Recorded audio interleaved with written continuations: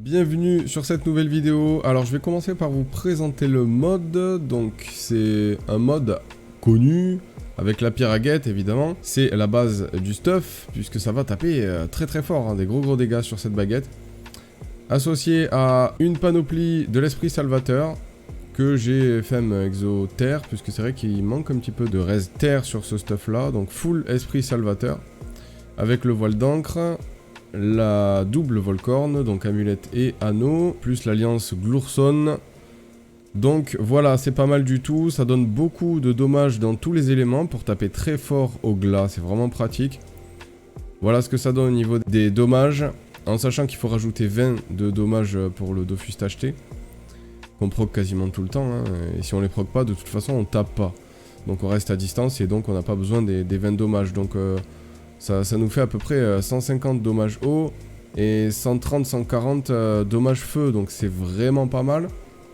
En sachant que le stuff, je le joue comme ça, hein, je mets rarement un prix tech et si je le mets, je vire l'abyssal. Donc au niveau des dommages, ça reste comme ça. C'est très violent au niveau des stats, voilà ce que ça donne. Et puis les res, c'est pas mal non plus. Ça nous fait quasiment 30 all et 38 feux, c'est pas mal. C'est un stuff aussi que vraiment j'affectionne beaucoup, qui a pas été souvent joué sur YouTube en tout cas, en Xelor. Voilà, c'est parti pour les colis, let's go pour le premier. Donc là apparemment, bon c'est très rare que je tombe sur un autre Xelor glas, la plupart du temps c'est des Xel et cache, ou R éventuellement. Donc il joue glas avec la nouvelle panoplie. Bon, c'est cool de regarder les vidéos de Sapeux, hein, il veut faire pareil le gars, mais... bon, faut savoir le jouer quoi. Et puis en plus, ça n'a aucun intérêt de jouer ce genre de stuff contre notre Xelor. C'est surtout avec un nébuleux, parce que le mec joue nébuleux. Alors ok, le gars, il fait une plagia Sapeux quoi. C'est n'importe quoi. Le mec, il... enfin bon, il voulait peut-être se faire plaisir, mais en tout cas, c'est vraiment une énorme connerie de jouer ce stuff là contre notre Xelor en tout cas. Voilà, le gros coup de piraguette qui tape très fort avec le proc Vulbis. Et le glas à moins 1000. Alors, les glas que tu mets sur ce stuff, c'est incroyable. On lui a mis très cher là, très cher. Il a 2500 points de vie. Il en avait 4000 et quelques, donc on lui a mis du moins 2000 en fait. Hein, alors qu'on a traversé la map. Hein. Donc c'est pas mal. Voilà, je sais pas trop ce qu'il fait. En fait... là, il aurait pu, par exemple, RS ou rollback, ou voilà, il aurait pu me récupérer, mais non, parce que... bah, il voulait récupérer son Dofus nébuleux, quoi. Bon, là, je vais lui mettre la totale. Voilà. La petite synchro à moins 1500 qui part. Le free rollback, du coup, j'avais fait gaffe à garder un free rollback pour revenir. Le gros coup de piraguette. Et on termine tranquille et j'avais de la marge en plus. Hein. Alors ce coup-ci ce sera un steamer. Voilà donc le tour basique pour booster le glas. Un steamer quoi? Peut-être multi-éléments. Steamer embuscade quoi. Donc je comprends toujours pas pourquoi à l'heure actuelle tous les steamers jouent Xelor foreuse. Si quelqu'un a la réponse, je veux bien la connaître parce que c'est un vrai mystère pour moi. Hein. À quelle heure le Xel il se soigne? À quelle heure le Xel t'as besoin de lui mettre de l'érosion? Enfin, je comprends pas, je trouve ça... je sais pas, complètement débile. Et pourtant, tous les steamers jouent comme ça. Hein. En plus, si tu joues pas foreuse, t'as la gardienne, donc tu peux te soigner. Alors que le Xelor, il a pas de soin, logiquement. Donc, bon. Vas-y, ok. Bon, on essaye de taper un petit peu là. Bon, rien de fou. On passe à travers le prix-tech. On se stack quelques PA. On fait quelques TLF. On traverse la map pour 2 PA avec le Rambo. Donc, on en profite. Il va nous gêner un petit peu avec ça. Avec le chalutier. On va devoir libérer.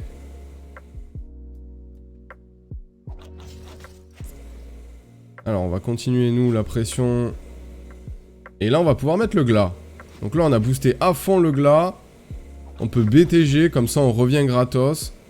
On lui met un bon gros glas à moins 800 quasiment.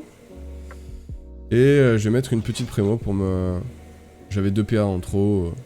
J'aurais peut-être dû la mettre avant... non, ça passait pas, j'avais pas 2 PA supplémentaires. J'avais 2 PA en trop sur la fin de mon tour. Donc du coup je pouvais revenir comme ça avec le bobo tempo. Donc pour ceux qui n'ont pas compris, le bouclier temporel fait revenir d'une case à chaque dommage. Et vu que le glas a 4 lignes de dommage, je suis revenu de 4 cases. Donc je remets une petite prémo, je reviens avec la faille. Donc faille, c'est un sort qui échange de place avec le complice. Et ensuite le complice revient à la case de départ. Donc là on aiguille, rayon pour déproc l'aiguille. Ah c'est compliqué hein. C'est compliqué. Si tu connais pas Xelor, je pense que tu comprends pas grand chose à ce que j'ai fait là. Aiguille qui met un état sur l'état téléfrag. Quand on le retire, on retire l'état téléfrag. Ça fait des dommages supplémentaires. Donc vu que le rayon retire l'état téléfrag, ça fait des dommages supplémentaires avec l'aiguille. Allez, on y arrive, on y arrive. Donc là, est-ce qu'on peut faire un finish avec la grosse synchro là? Comment je me suis débrouillé? Donc la gélure qui ramène à ma position de départ. Ok, donc là, il y a juste à détacler, mettre un gros glas et faire péter, voilà. Grosse synchro à moins de 2000. Allez, troisième match contre un roublard. Les roublards, je les joue avec la variante du rayon. C'est un petit sort à 2 PA et quand tu mets un état élève sur la personne, ben, sur la cible, ça fait des dommages de zone. Donc c'est pas mal pour taper sur ses bombes aussi. C'est pas mal donc, et puis ça coûte que 2 PA et ça tape genre... là sur le stuff avec la piraguette, ça tape pas mal hein. Ça tape genre 200, 300, allez 300 peut-être pour 2 PA, et en zone hein, grosse zone hein. Donc c'est pas mal, s'il termine à côté de ses bombes, c'est pas mal, ça peut faire des bonnes zones. En plus du glas. Bon nous ça va être le gros... Ah non non non, j'ai décidé de temporiser le pre-tech, de péter ses bombes. Oui, il va y avoir quelques tours de tempo là. Puisqu'il a un pre-tech et pas moi. Donc là on va jouer en mode intouchable. Il faut pas qu'il nous attrape puisque bon bah... la map est grande, on va en profiter. Donc là je peux pas mettre de prémo parce que sinon il va me murer le tour d'après et je vais me faire défoncer. Donc j'en profite pour temporiser son pre-tech. Et un peu clean son jeu quoi. Et de péter ses bombes un maximum. Booster le glas tranquillement, etc. De toute façon, je sais qu'il m'attrapera pas, il me chopera pas, même si le roublard a beaucoup de mobilité. Bah, j'ai juste à jouer, à faire du placement, quoi. À faire attention à mes placements, et voilà, quoi. Ça va tout seul. Hein. Là, il faut que je pète la bombe, parce que sinon, il va s'en servir pour TP dessus. Donc, je me suis stacké quelques PA. Là, j'étais obligé de double ralento, parce que j'avais déjà rouage dessus, donc... j'avais pas trop le choix de ralento comme ça. Alors, il va essayer de me rusher, mais pareil, il me touchera pas. Hein. Il peut pas me mettre de dégâts, là, il peut rien faire. Hein. Si, là, il va poser une bombe à côté du complice, il aurait pu me la mettre sur moi aussi. Ça m'aurait fait quelques dégâts, mais c'est tout, quoi. Ça m'aurait fait du moins 50. Voilà, de toute façon, il a quand même réussi à me retirer les Dofus. Donc là, on était 4, il a plus de boubou. Il m'a quasiment pas touché, donc... on va le mettre...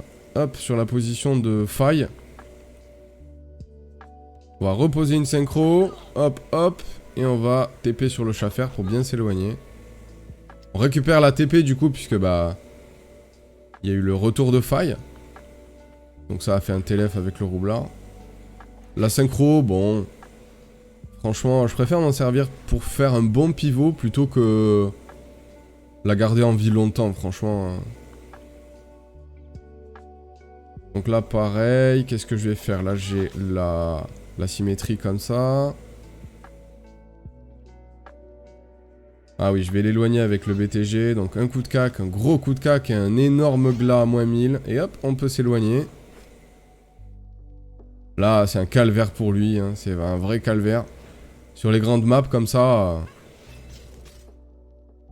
bah, faut être bon. Faut être bon contre l'Exelor parce que sinon, tu te fais malmener. Hein.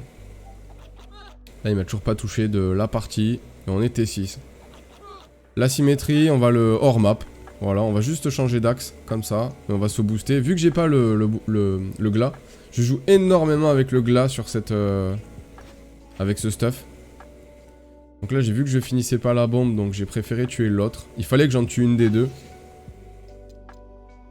Et j'avais peur de pas la finir celle-là et d'en finir aucune des deux finalement. Donc j'ai préféré assurer le kill sur l'autre. Voilà, donc là... là, ça va être le retour du glas. J'ai le Rambo aussi. Donc, Va falloir aller l'attaquer. En fait, c'est bien, c'est trop bien ce stuff parce que tu temporises un tour, tu boostes le glas. Et le tour d'après, tu y vas, tu rembos et tu mets un énorme glas à moins 1000. Donc là, voilà, hop, c'est exactement ce que je viens de dire. Un glas. Voilà. Tape très fort. Un coup de cac et j'ai Rambo. Donc le coup de cac qui met des gros dégâts aussi.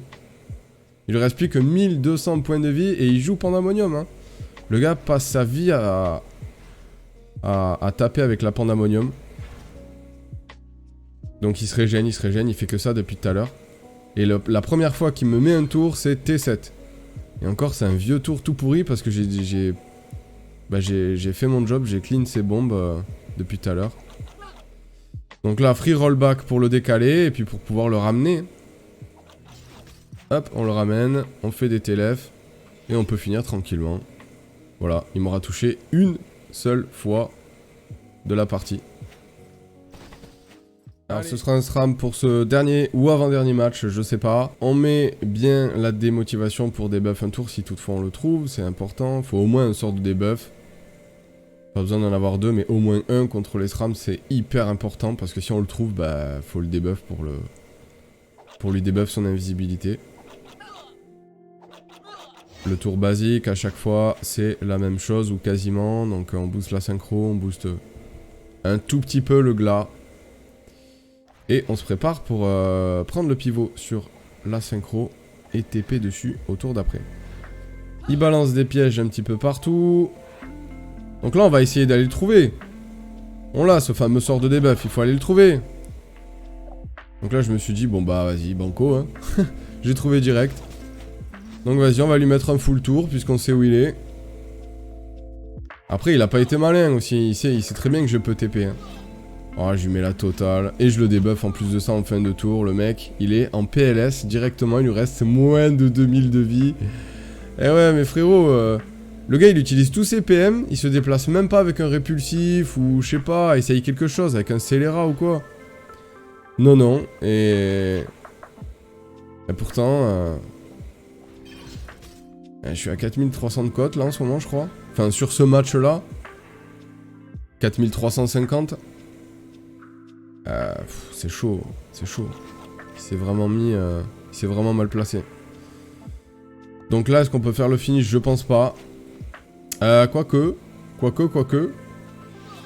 Ouais, gros coup de piraguette à moins 800. Et là, j'étais obligé de faire péter... Alors, j'avais prévu de faire péter la synchro, mais... Bon, bah, malheureusement, c'est tombé sur l'ivoire. Tant pis, c'est pas grave, ça change rien au match.